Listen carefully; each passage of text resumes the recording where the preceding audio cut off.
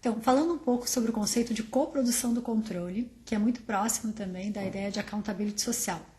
Nós definimos coprodução da informação e do controle como um processo contínuo de engajamento mútuo entre os produtores regulares de informação, no caso da administração pública, são os agentes públicos que têm por responsabilidade produzir a informação. Então, de um lado estão esses agentes, do outro lado estão os usuários das informações, que podem ser cidadãos, podem ser organizações da sociedade civil, enfim, pode ser qualquer grupo que tenha interesse em informação pública, mas ele também pode ajudar na produção dessa informação. Então, de novo, a definição de coprodução, ela tem a ver com engajamento mútuo entre produtores regulares e usuários, que passam a compartilhar a responsabilidade e o poder de produzir e de utilizar essas informações. A coprodução da informação e do controle, ela pode ocorrer, no caso brasileiro, né, quando nós temos uma parceria, por exemplo, entre uma organização da sociedade civil e um órgão de controle.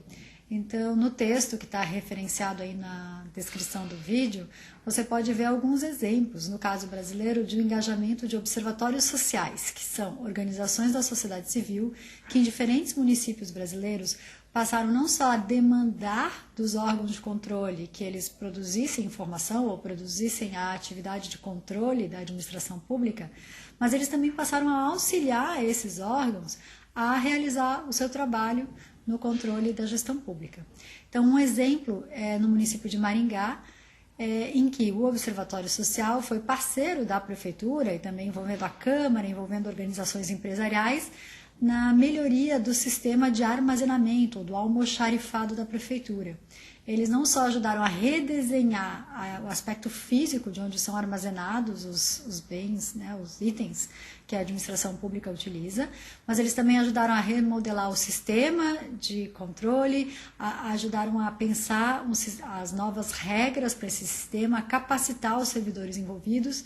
Então, houve aí uma parceria envolvendo diversos órgãos da administração pública e da sociedade civil e do mercado, tentando melhorar o sistema de gestão dos estoques e dos almoxarifados da prefeitura. Um outro exemplo aconteceu no município de Itajaí. Há alguns anos atrás houve uma grande enchente na cidade e, em função disso, a cidade entrou em estado de emergência e várias compras públicas foram realizadas em regime de situação de emergência. O Observatório Social, na época, foi formado e eles reuniram uma série de informações sobre esses processos de compras públicas que ocorreram naquele período. Essas informações foram reunidas, foram analisadas e foram oferecidas ao Ministério Público, que tem a função de controle, de investigação caso haja suspeitas de irregularidades.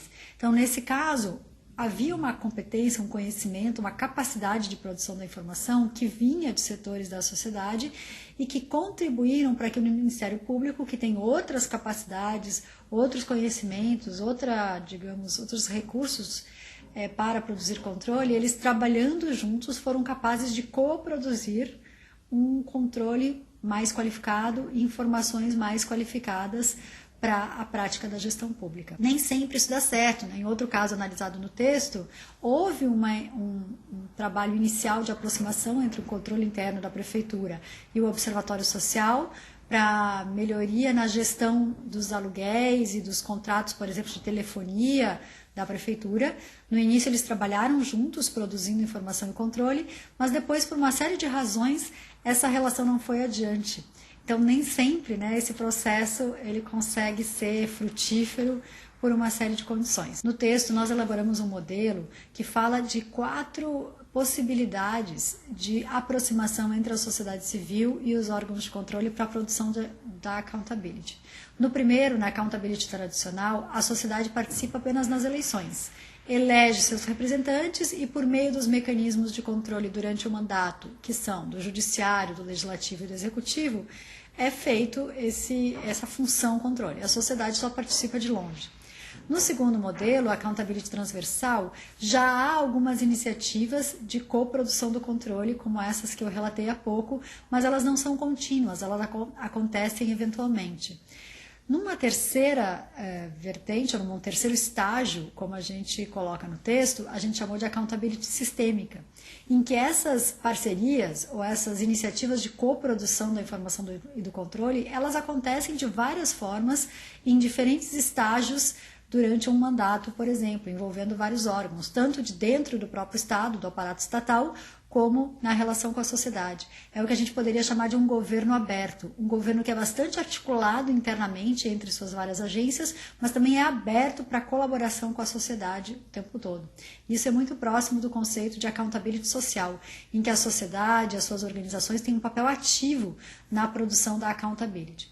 E por último, um outro estágio que a gente chamou de accountability difusa é quando você sequer tem uma agência especializada na produção de informações de controle. Quer dizer, todos produzem, todos controlam e não há uma função específica disso. Isso é uma visão um pouco utópica e que a gente nem precisaria ter um aparato institucional de controle, porque toda a administração pública seria praticada o tempo inteiro com o engajamento dos vários atores, inclusive dos cidadãos e dos seus usuários. Bom, no texto você pode ver muito mais detalhes sobre esse modelo conceitual e também sobre os casos que a gente falou aqui.